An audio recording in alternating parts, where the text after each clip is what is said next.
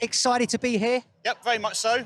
The anticipation for me has been building all week, and an early start this morning. The sun's bright and early up for us this morning, and to see everybody here is just making the day even more special. Tell us a little bit about your story, why you're here and why you're running today. Okay, well, I'm running for the Royal Marines charity. 40 years ago to the day, Royal Marines were fighting on the island of South Georgia in the Falklands as the Falklands War had just started. 40 years ago as well today, my cousin actually got his orders to sail south. He did 37 years in the Royal Marines, and as a result of that, I thought, why not do something to commemorate that and honour their activities? So in the backpack I'm wearing on my back, I've got nearly 400 remembrance crosses, each one named for a Royal Marine who's died in active service since 1982. So from the Falklands, Northern Ireland, the Gulf Wars, Afghanistan, in training exercises, combat missions. So it's just a way for them to do the run with me, honour them and their service. That's wonderful. How did you come up with the idea?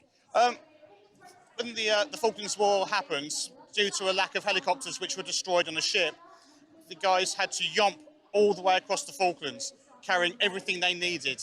So they had about 40 to 100 kilos, depending on what activity they were doing. So anti-tank missile launchers, all their weapons, ammunition. So it's just a small way of remembering what they did and paying tribute to them. It's an extraordinary thing to do, and especially it's an incredibly apt time to do it, as you quite rightly said. Yeah. What are you hoping to gain from today?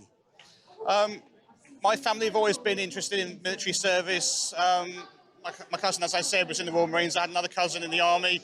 I have cousins in the emergency services. My father was in the fire service. So it's a way of just honouring service, making sure that, I mean, for me, the Royal Marines are the best armed forces we have.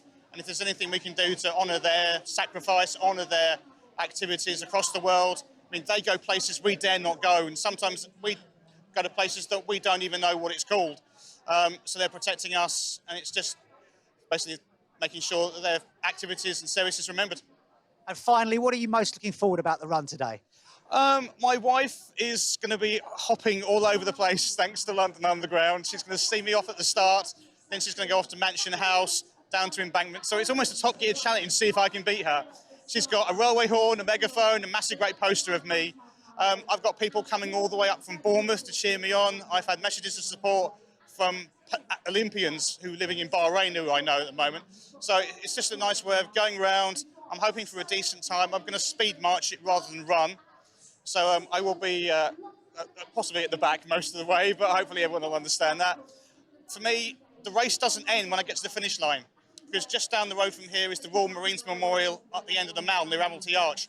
All those crosses will be laid for those guys this afternoon.